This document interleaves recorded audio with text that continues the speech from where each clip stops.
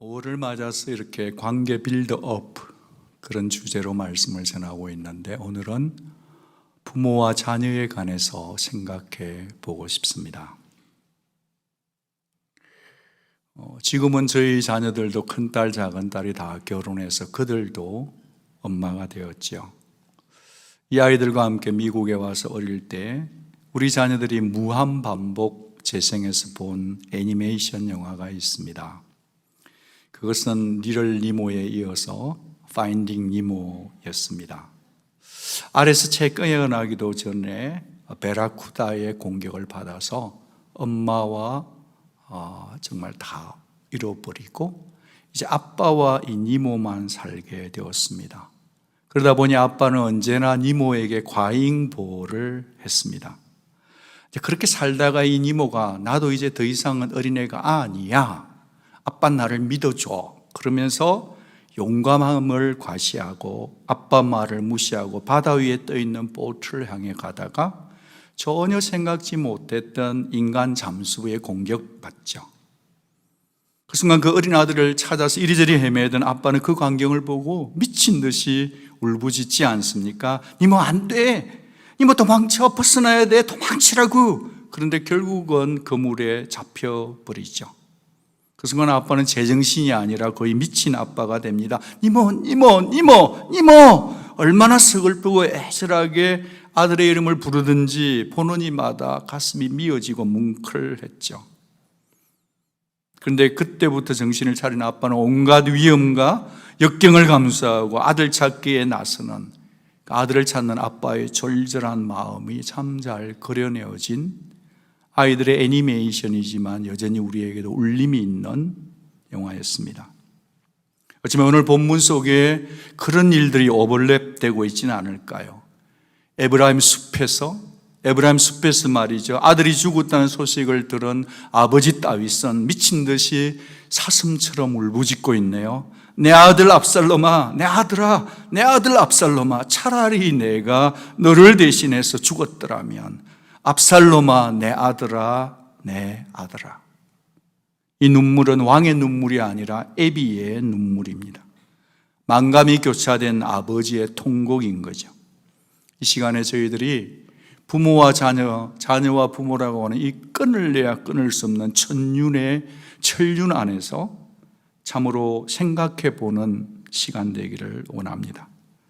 아버지 다윗, 그의 눈물에 담긴 사랑이 눈물되고 눈물이 사랑된 그 부분을 통해서 우리 각자에게 하늘 아버지께서 하실 말씀을 들려주는 아침 되기를 원합니다.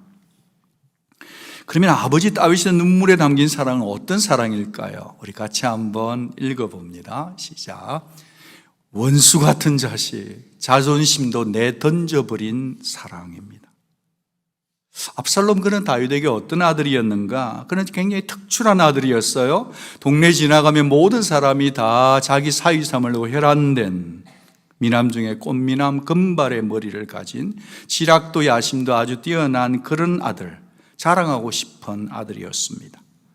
그런데 그 야심이 아버지의 왕권을 겨냥하네요. 쿠데타를 일으킨 영린입니다.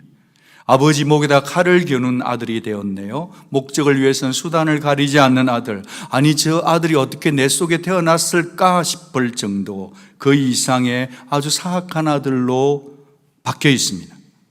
원수가 아니라 완전히 왼수입니다. 성경은 그를 두고 어떻게 말하냐니까, 백성들의 마음을 얻어간 자가 아니라 백성들의 마음, 아버지 다윗 왕으로 향하는 백성의 마음을 훔친 자라 규정하죠. 4년, 무려 1440일간 그는 압살롬은 영린, 와신상담을 하고 왕궁을 급습합니다. 그래서 아버지 다윗을 맨발로 머리를 풀어헤치고 울면서 급박하게 도망치게 했던 자 누구죠? 아들 압살롬이었습니다. 어디 그뿐입니까? 거기서 멈추지 않고 그는 백성들이 보는 대낮에, 백주 대낮에 자기 아버지의 여인들 후궁 10명을 성적으로 어뷰즈합니다. 수치 중에 수치를 둔 아들이었습니다. 창세기 49장을 보면 야곱이 마지막에 눈을 감으면서 아들들을 축복하는데 말이죠, 아버지의 축복 기도가 막히는 한 맺힌 일들이 있습니다. 큰아들입니다. 르우벤이 자기 스텝마더를 어부저 성격으로 했기 때문에 성적으로 너는 위풍이 월등하고 권능이 탁월한 장자다마는 물이 끓음 같았기에 너는 탁월하지 못하게 될 것이다. 왜냐하면 네가 네 아버지의 침상을 올라서 더럽혔기 때문입니다. 성경은 변함없이 성적으로 잘못된 사람들의 탁월이 아무리 탁월해도 그의 탁월을 성경은 보장치 않습니다. 물이 끓음 같았다, 넘어서지 말아야 될 천륜의 윤리의 선을 밟았다라고 말하고, 아버지 야곱은 그 마지막 유언의 자리에서 끌고 모아 축복을 주어도 모자랄 판에 아버지의 기도는 시원하지가 않습니다. 그런 것처럼 말이죠, 압살롬은 정말 막장의 끝판왕으로 간 거죠. 이미 왕권을 장악했는데 자기 아버지의 존재 자체를 이 땅에서 제거하고 없애겠다고 전쟁 벌입니다. 그런 아들인데도 그 아들을 향한 아버지의 마음은 이렇습니다. 전쟁터에 나가는 자기 장군 부하에게 압살롬을 죽이지 말아라, 압살롬을 너그럽게 대해달라고 했습니다. 압살롬 죽이지 않으면 누가 죽죠? 내가 죽는데 말입니다. 그런 아버지의 숨겨진 마음, 그런 마음이 있었는데 자기 목에 칼을 겨누었던 그 아들 압살롬이 죽었다는 소식을 듣고 오늘 이 본문의 말씀 속에서 다윗은 통곡하고 있습니다. 바로 이것이 부모의 애비의 마음인 거죠. 이 사랑, 이 눈물이야말로 하나님이 부모의 마음에 심겨준 DNA예요. DNA는 바꾸지지가 않는 거예요. 저는 이 다윗 왕의 눈물, 아비의 눈물을 묵상하고 설교를 준비할 때 허락도 없이 마태복음 23장 7절 말씀이 훅 지나갔습니다. 예루살렘아 예루살렘아 암탉이 그 새끼를 날개 아래 모음같이 내가 내 자녀를 모으려 한 일이 도대체 몇 번이더냐. 그러나 같이 읽습니다. 너희가 원하지 아니하였도다. 하나님의 품을 거역하고 하나님 말씀을 반역하고 반항한 예루살렘 사람들을 향한 주 예수의 탄식입니다. 십자가를 지시러 가면서 그 예루살렘을 보면서 피 맺힌 절규였죠. 마치 아들아 아들아를 부르듯이 다윗이, 참 다윗스러우신 예수님이 예루살렘아 예루살렘아 눈물을 흘리시며 애달바하고 애통해하는 그 주님의 마음이 절절하게 느껴집니다. 이 절규 속에는 주님의 눈물이 담겨 있고 주님의 사랑이 녹아 있는 것입니다. 주님 사랑이 이렇게 묘사되었습니다. 때로 하나님은 사람이 말귀를 못 알아들으니까 하나님은 때론 동물의 사랑에다가 자기의 사랑을 호소하시기도 하시죠. 주님은 자신의 사랑이 마치 암탉이 새끼를 그 날개 아래 모음 같다라고 설득합니다. 암탉이 그 새끼를 언제 모으죠? 먹이를 줄 때 모읍니다. 위험에 처했을 때 보호합니다. 위험이 감지되면 얼른 도망치라고 사인을 보내지만 철들지 않는, 말 듣지 않는 자녀들, 뿅아리들은 언제나 애먹이죠. 그럴 때 엄마는 그냥 감싸 안아버리는 것입니다. 2011년도에 권정생 선생이 쏜 어린이들의 애니메이션이 있는데 엄마 까투리였습니다. 이탈리아 애니메이션 작품전의 초대 작품으로 보내기도 했고 2011년 이 애니메이션을 본 온 가족들이 다 울었던 위대한 어머니의 모성애였습니다. 이렇습니다. 불이 났어요. 그런데 엄마가 그걸 다 감싸 안고 그 뿅아리들을 자기의 날개 아래 품었습니다. 엄마는 뿅아리보다 빨리 움직일 수 있기 때문에 불길을 피할 수 있었지만 그 뿅아리들을 자신의 품에 품고 불길이 지나가는데 도망치지 않고 거기서 새까맣게 다 검정색이 된 그걸 지켜보고 있는데 시간이 흐른 다음에 불이 꺼지고 난 다음에 거기서 톡톡톡 하더니 뿅아리 한두 마리가 계속 기어 나오는 겁니다. 제가 2011년에 안식년이었는데 그 영상을 보다가 우리 집 사람도 있고 우리 자식들도 있는데 얼마나 까 울었던지 우리 자식들이 저를 달랜다고 혼이 났는데 저는 너무 어머니에게 미안했어요. 너무 마음이 아파가지고. 저는 이미 목회한다고 여기에 있고 엄마는 자꾸 제 앞에 가고 그날 얼마나 꺽꺽 울었는지 모릅니다. 그래요. 위대한 사랑이란 그런 거죠. 엄마가 도망칠 수 없었어 있는 게 아니라 자식 때문에, 그놈의 자식 새끼들 때문에 자기가 불타면서 새끼들을 보호한 그것은 어머니의 마음이었습니다. 그뿐 아니라 독수리들이 때려온 병아리를 낚아채려고 빙빙 돌 때 급해진 엄마는 언제나 거기에 가서 이렇게 감싸버리는 거죠. 그러면 독수리가 날아와서 정말 쪼아대는 거죠. 그런데도 엄마는 내어주질 못하는 거예요. 왜죠? 도망칠 재간이 없었어가 아니에요. 내가 도망치면 내 자식이 죽으니까 그렇게 쪼이며 독수리에게 피투성이가 될 때까지 그러고 있는 거죠. 동물들도 그러한 사랑 아닐까요? 우리 어머니 아버지도 그런 사랑으로 우리를 키운 것 아닐까요? 여기서 하나님 우리에게 메시지를 주는 거죠. 내가 너희들을 사랑하기 위해서 내 아들 예수를 보내서 그가 십자가에 달릴 수 없는 무능력자라서 힘이 없어 죽은 게 아니라 너희들을 사랑하려고 하니 그가 십자가에 달려야만 했다고 하나님 우리에게 설득하고 있는 것 아닐까요? 원수 같고 죄 많은 우리들, 철없는 우리들을 품기 위해서 주님은 우리 대신해서 십자가에 죽으신 거죠. 하나님은 그렇게 우리를 사랑을 표현하신 거죠. 그래서 종교개혁자 마르틴 루터는 부모님들은 이 세상에서 하나님의 대리자들이다, 사랑의 대리자들이다라고 규정했죠. 부모라는 직업은 참 독특한 것 같아요. 월급도 없어요. 결혼시켜 놓으면 단 줄 알았는데 그것도 끝도 아니야. 때로는 부모에게 모진 말을 하고 우리가 왜 그런 말을 당해야 되지 싶은데 내 마음도 찢어지는데 내 자식으로부터 그런 얘기를 당하는데 부모는 자존심도 없어. 부르면 또 가요. 없다 하면 또 좀 챙겨줘. 내 새끼, 내 자식을 끔찍이 위하기 위해서는 우리에게 없는 피곤, 내 몸이 피곤에 쩔어 있어도 우리는 어쩔 수 없이 자식에게 가고 있는 나를, 우리를 발견하게 되는 거죠. 우리에게 없는 사랑, 우리도 아프고 우리도 애달고 우리도 힘이 든데 부모라는 직업에는 세상이 줄 수 없는 가장 고귀한 직업이 부모인 줄 믿습니다. 하나님은 우리에게 부모라는 직책을 주셔서 자녀를 키우면서 몰랐던 하나님 아버지의 사랑을 알아가고 배워가도록 이 생에서 가장 힘든 부모의 직업을 우리에게 주신 것 같습니다. 부모 아니면 우리가 인격적으로 이렇게 고민할 필요가 있을까요? 부모 아니면 우리가 이렇게 애달바하며 이 길을 걸어갈 이유가 있을까요?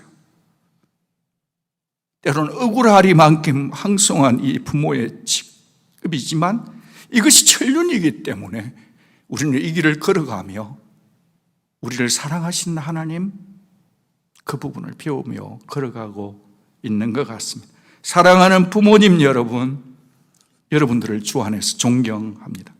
다윗의 눈물 속에 담겨있는 아버지의 사랑 눈물을 보면서 자식이라면 내 한 몸 던지기를 마다않는 부모님, 그 쏘가리를, 그 말 못한 일들을, 그 울고 계시는 부모님의 눈물을, 축 처진 어깨를, 그들의 손을 우리 자녀 여러분들은 꼭 한번 다시 안아주시기를 부탁합니다.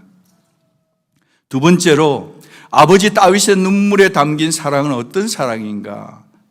내 탓이다, 내 탓이다 자책하는 사랑입니다. 차라리 내가 너를 대신해서 죽었더라면, 내가 네 대신 죽었더라면, 그의 통곡의 눈물 속에는 자신이 잘못했다고 자책하는 눈물이 쓴 맛이 담겨져 있는 거죠. 아들의 죽음이 바로 내 탓이라는 거죠. 어느 정도는 좀 과장인 듯 싶지만 엄밀히 말하면 그 말은 사실인 거죠. 왜냐하면 다윗이 회개하는 심정이 있을 걸랑요. 아니 어쩌다가 아버지와 아들 사이가 이렇게 이 지경까지 파국에 이르렀을까. 사건의 표면화가 되기까지는 틈이 생겼고 시간이 흘렀고 틈이 벌어지는 과정이 있었지 않습니까? 1차적 이유는 압살롬의 반역의 출발점은 다윗의 장남, 엄마가 다른 아빠가 같은 암논이 압살롬의 여동생을 성적으로 어뷰즈했기 때문이죠. 근데 그것은 1차적인데 더 깊게 뿌리박혀 들어가 보니까 하나님께서는 다윗 네가 우리아의 아내 바세바를 성적으로 어뷰즈했을 때 너에게 재앙이 말 거라 한 것의 연장일 수도 있겠죠. 하나님 앞에 죄는 용서받았지만 회개했기에 예언된 징계는 계속 실현된다는 의미의 연장선상에서 볼 때 말입니다. 강간당해버린 여동생, 힘에 눌려버린 여동생, 이 오빠 압살롬은 이 근친상간의 어뷰저 앞에서도 어떤 시시비비를 가리지 않는 무능한 아버지에 대한 분노, 어떤 징계도 내리지 않는 결정장애자 같은 아버지에 대한 분노를 지켜보고 있었던 거죠. 왜 아버지 다윗은 이렇게 우유부단했을까요? 공동번역에서는 다윗은 이 이야기를 듣고 몹시 화가 났지만 암논이 사랑하는 맏아들이라 기분 상할 말을 하지 않았다라고 번역합니다. 저는 이 번역에 대해서 반점 동의하고 반점은 동의가 안 됩니다. 어찌 맏아들이라고 해서 이것을 봐줄 수 있단 말입니까? 저는 이렇게 생각합니다. 어쩌면 상상하기로는 바세바에게 범한 자신의 불륜이 떠올라서 씁쓸하고도 착잡한 심정을 속으로 썰어내고 있었기 때문에 좀 더 비약해서 생각한다면 은연중에 압살롬의 죄를 보면서도 자신이 지은 죄 때문에, 암논이 지은 죄를 보면서도 자신의 죄 때문에, 지은 죄 때문에 죄에 대해서 관대해져 버린 다윗, 죄를 죄라고 단호하게 말할 수 없는 자신, 이것이 바로 죄의 영향력이라고 보는 거죠. 죄의 독침을 맞은 자는 결정력 장애자가 되는 겁니다. 그래서 어쩌면 글을 쓸 수 있겠다. 암논을 따끔하게 책망하든지 죄를 죄라고 말해주든지 했어야 됐는데 그러지 못하는 죄의 독침에 맞아버린 다윗, 한 남자. 그런 아버지에 대한 실망감에 압살롬은 분노와 복수의 칼을, 곰썰기를 물고 와신상담했다가 암논을 자기의 손으로 쳐 죽입니다. 그리고 아버지를 피해서 도망을 갔다가 몇 년 만에 돌아오죠? 3년 만에 다윗의 허락을 받고 돌아왔어요. 예루살렘으로 돌아왔는데 그러나 그 돌아온 아들과 다윗상에는 아무런 터치가 없었어요. 아무런 액션이 없었다고요. 그리워했던 아버지의 따뜻한 포옹도 없었고 아버지의 용서도 없었고 인격적인 감사 안음도 없었습니다. 말로로도 감싸주지 않았어요. 두 손으로도 감싸주지 않았어요. 사랑하는 아버지 여러분, 부모가 아버지가 아들에게 줄 수 있는 가장 큰 선물이 뭐냐 하면 그것은 감싸 안아줌입니다. 말로도 감싸 안아야 되고 두 손으로도 여러분의 자녀들을 자주 감싸 안아줘야 합니다. 요즘 청소년들은 엄마 아빠가 감싸 안으면 오히려 쑥스라고 튕겨나갈지라도 다윗과 압살롬 사이에 이 감싸 안음 한 번의 터치가 있어서 남자 대 아들이지만 같은 어떤 아빠와 아들의 심장에 두근거린 소리가 이중주의 하모니의 드럼을 쳤더라면 이런 일이 일어나지 않았을 것이라고 저는 상상하는 거거든요. 사무엘하 14장 24절, 사무엘하 14장 24절 다른 번역을 보면 다윗은 내 눈앞에 압살롬을 얼씬거리지 못하게 하라고 말하고 맙니다. 이 아버지의 냉담한 태도는 점점 압살롬 속에 있는 거절감을 자라게 했겠죠. 서운함이 오기로 변했겠죠. 서운함이 분노로 바뀌었겠죠. 상처받은 자존심과 모멸감과 사랑 감정이 뒤틀려서 마치 칡는끌처럼 뒤얽혀가는 인격, 마침내 아버지에 대해서 복수를 꿈꾸게 하는 인격적인 환경이 되고 말았다는 겁니다. 저는 이 더러운 명예욕과 권력욕에 휩싸인 압살롬을 두둔할 마음이 1도 없습니다. 단지 그를 이 지경으로 몰고 간 그 배경 속에 아버지께 버림받은 거절감도 압살롬 속에는 영향이 있었다고 말씀드리고 싶은 거죠. 그토록 압살롬을 그리워해놓고서는 말이죠, 막상 이렇게 다윗이 압살롬을 쳐다보니까 말이죠, 괜히 형을 죽인 것이 무섭기도 하고 괘씸해졌던 것일까요? 꼴도 보기 싫어하면 다윗을 보며 우리는 다윗이 이율배반적인 모습을 보게 돼요. 아니, 오라 해놓고서는 안아주지 않는 그런 이율배반. 그래서 정말 화가 나는데도 우리 중에 어느 누구도 용감하게 그 다윗을 향해서 이율배반적이라고 손가락질 못하는 이유는, 우리 속에도 이율배반적인 삶이 있더라는 거예요. 사랑하는 부모님 여러분, 우리가 정직하다고 한다면 우리 모두가 다 이율배반적인 삶이 있지 않습니까? 우리가 익히 알던 그 다윗 왕과는 너무 다른 모습이잖아요. 하나님 마음에 드는 사람이라 했걸랑요. 그런데 그게 그렇지 않다는 거예요.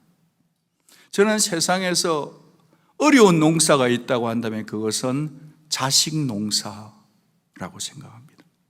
이 자식 농사는 말이에요, 목회자도 잘 안 돼요. 정치인도 잘 안 돼요. 대통령도 잘 안 되고, 평범한 사람도 잘 안 되고, 부자도 잘 안 되고, 심지어 교육학 박사학위를 갖고 있어도 그 자식 농사가 만만치가 않아요. 부전자전이란 말이 있잖아요. 그 아버지의 그 자녀란 말이잖아요. 어느 정도 맞지 않던가요?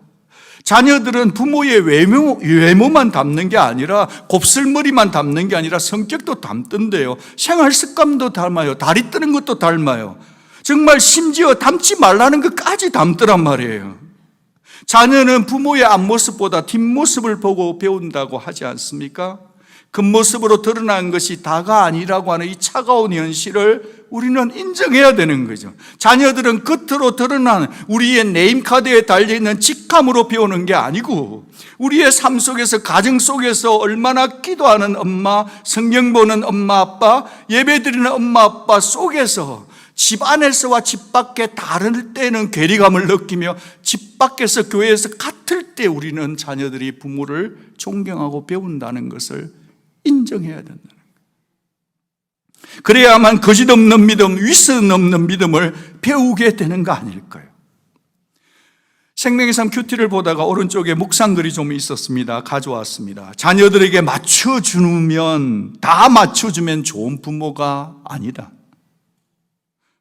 본질을 정확하게 알려주고 비본질은 자녀에게 맞춰주어도 된다. 본질은 하나님을 사랑하는 것입니다. 그리고 그 하나님 사랑한다는 외적 표현 중에서 가장 중요한 것은 예배입니다. 제가 이 말씀을 준비하면서 이렇게 성경을 좀 이렇게 읽어 봤는데요, 압살롬에게 있어서 빠져 있는 게 있어요. 압살롬은 하나님 앞에 예배 드렸다는 행동을 한 번도 성경은 알려주질 않아요. 압살롬에게 빠져 있는 것은 예배였습니다. 사랑하는 여러분, 우리가 언젠가 다 이 세상을 떠나게 될 것입니다. 우리가 떠났을 때 우리의 자녀들이 하나님을 사랑하고 살 수 있도록 그 일을 여러분이 온 지혜, 온 마음, 온 뜻을 다해서 알려주시기를 바랍니다. 하나님 앞에 예배하는 자들로 우리가 그렇게 가야 합니다.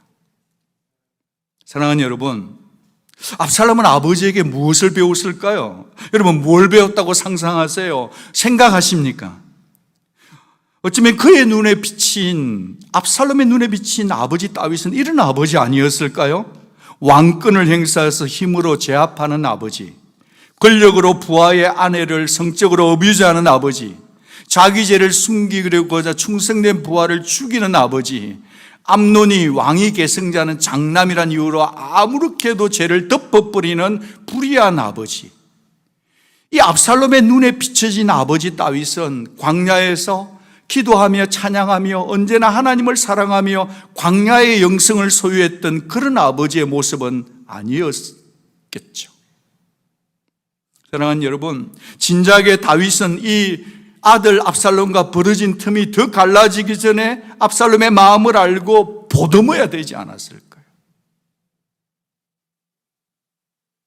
사랑하는 아버지 여러분, 어머니 여러분, 오늘 여러분의 자녀들을 이유를 막론하고 꼭 더 틈이 벌어지기 전에 감싸 안아 주시기를 바랍니다.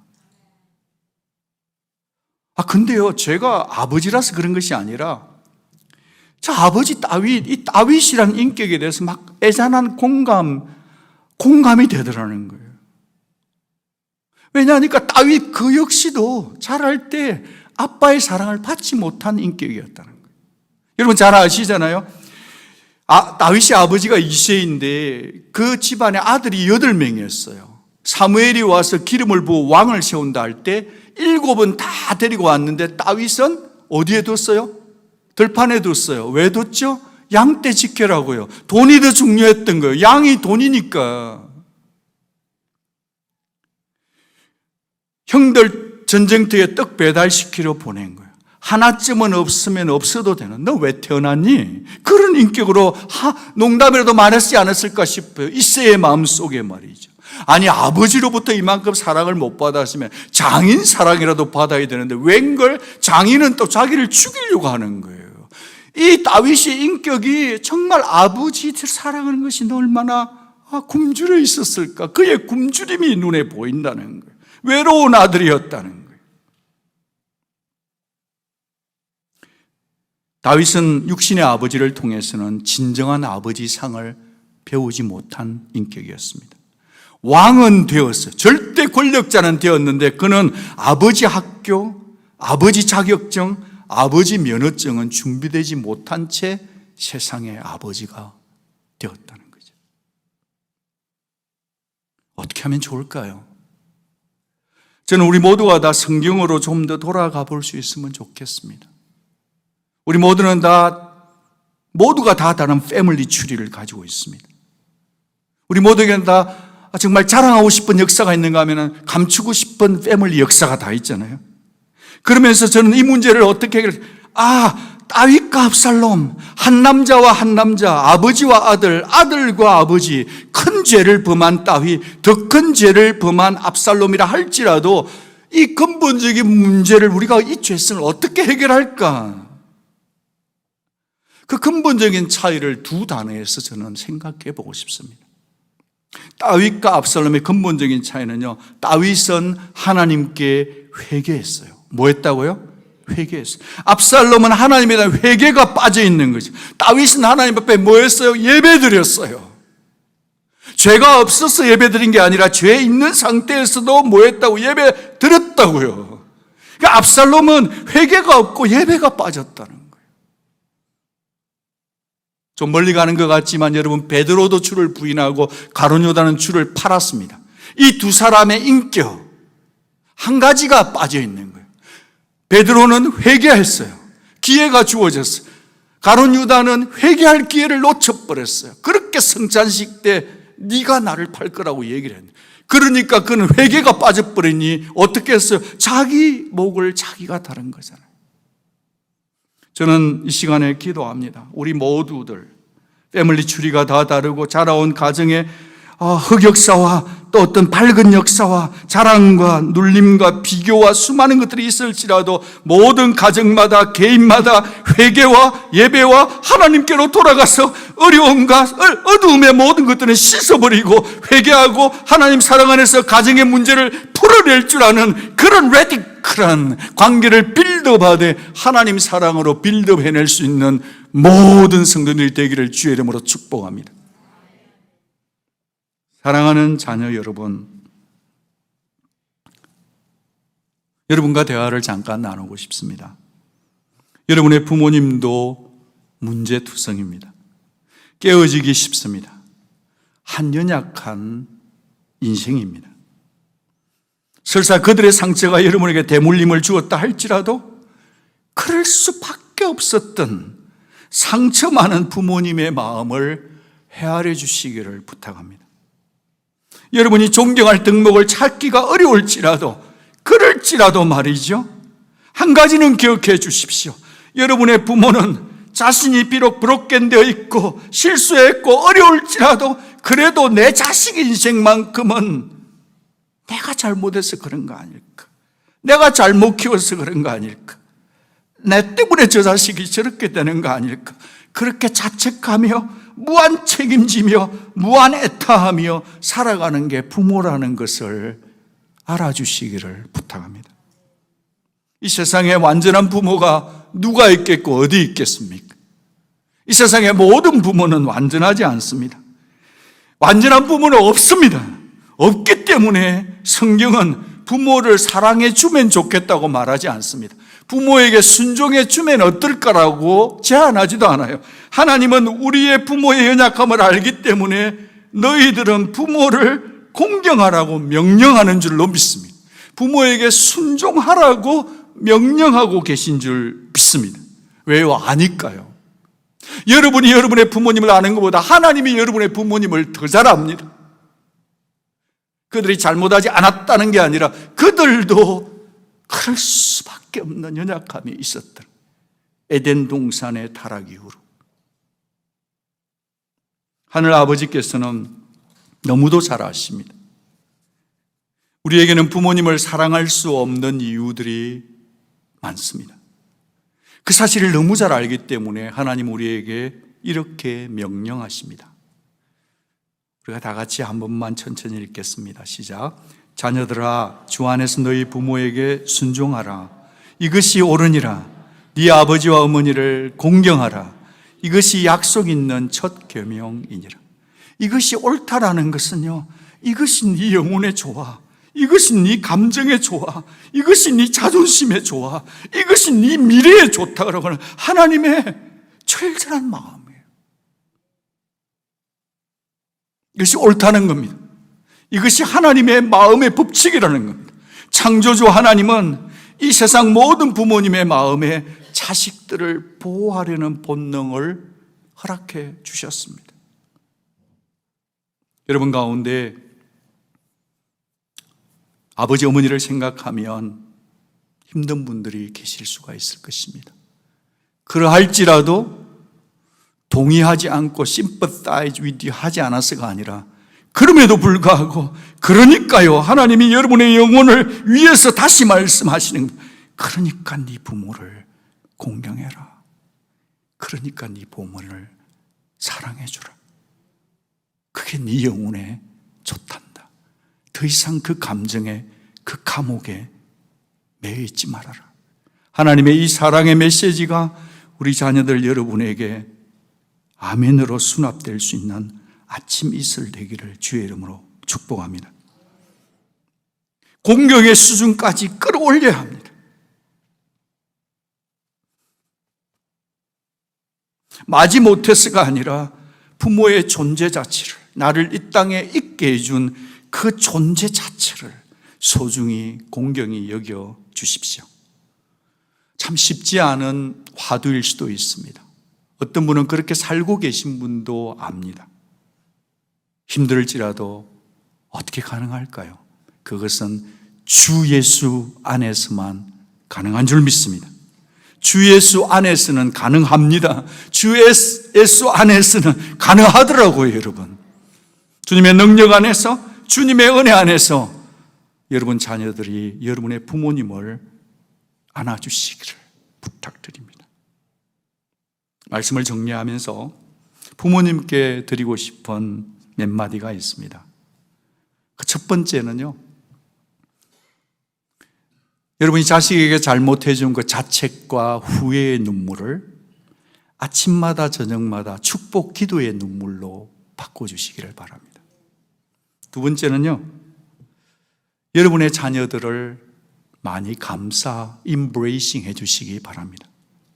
내일이 아니라 오늘이고 나중에 아니라 지금 감싸 안아주시기를 바랍니다. 여러분의 자녀들도 세상 살 때 많이 아프고 외롭거든요. 감싸 안음 속에는 능력이 있거든요. 세 번째로는 암탉이 자기 새끼를 모으듯이 끝까지 품어주시는 하나님 사랑에 여러분의 자녀들을 맡기시기를 바랍니다. 과거에 못해 주셨던 것, 아팠던 것, 우리 가정이 그러지 않았으면 했던 그것들까지도 하나님께 맡기시기를 바랍니다. 맡겨야 자유가 와요. 마지막 네 번째는 믿으십시오. 여러분이 자녀를 사랑함보다 하나님이 여러분의 자녀를 아끼심을 믿으십시오. 믿어 뿌리세요. 지금 믿으시는 거 맞죠? 우리가 자녀를 책임질 수 없어요. 궁극적으로 하나님 그분이 여러분의 자녀들을 책임져 아껴주실 줄, 나보다 더 사랑 많은 그분이 아껴줄 것을 믿으시기 바랍니다. 사랑하는 자녀 여러분, 부모님께는 네 부탁을 드렸지만 세 가지 부탁을 드리겠습니다. 사랑하는 자녀 여러분, 첫 번째로 행동으로 부모를 공경해 주십시오. 행동으로 부모를 공경해 주십시오. 오늘 아침에 아내와 나오면서 여보, 효도가 뭘까? 뭘 해야 효도가 될까? 용돈을 좀 보내드릴까? 어떻게 할까? 우리 집사람 가라사대, 여보, 얼굴을 보여드리세요. 나는 미국에 있는데 어떻게 얼굴 보여줘? 비디오 톡을 하세요. 사랑하는 여러분, 사랑은 행동입니다. 오늘 여러분 자녀들은 부모님이 어디에 계시든지 간에 꼭 여러분의 얼굴을 부모님에게 보여주시기를 바랍니다. 마음을 담아서. 두 번째는 마음으로 여러분의 부모님을 공경해 주시기 바라요. 여러분 그거 아세요? 여러분 부모님도 눈물이 흐르고 있다는 거 아세요? 여러분 부모님들도 하고 싶은 말이 참 많은데 세월이 흐르고 자식들이 무서워서 하고 싶은 말이 5가지쯤 되는데 하나 꿀꺽하고 2개 참고 3번째 다음에 얘기하자 하고 4번째는 꽁꽁 숨겨놓고 5번째 그 조심스럽게 자식들이 아들, 며느리가 마음 상할까 봐 꺼내. 그러니까 여러분 부모님이 한마디 하는 거는 한마디가 아니라 최소 5마디인데 오늘 특별히 아껴서 한마디만 이렇게 쏙 꺼내는 거니까 귀담아 들어주시기를 바라요. 우리 어머니들이 맞아요라고 한마디 해주면 참 좋겠는데 어머니도 부모님도 아파요. 마음으로 공경하십시오. 마지막 한 가지는 사랑하는 자녀 여러분, 기도하십시오. 여러분의 부모님이 예수님 믿으셔야 되고요. 이 땅 살아가면서 정말 그들을 축복하며 그분들의 영혼을 위해서 아침 저녁으로 기도하는 그런 우리 온누리 가족이 다 되어주시기를 온누리 교회뿐 아니라 온 영혼의 주인이시고 참 좋으신 하늘 아버지, 좋으신 하나님, 주 예수님, 성령님의 이름으로 부탁드립니다.